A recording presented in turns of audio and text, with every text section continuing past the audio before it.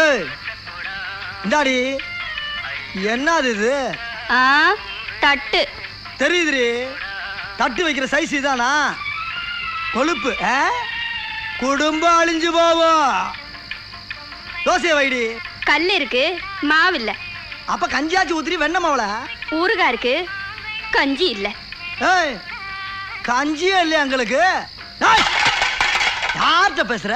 இந்த பார், எதுக்கு உட்காந்துக்கிறது யார் தெரியுதா? சூனா பானா. சூனா பானானா சுப்பையா பாண்டியா அதானே? பேர் சொல்லி கூப்பிடறாடியே.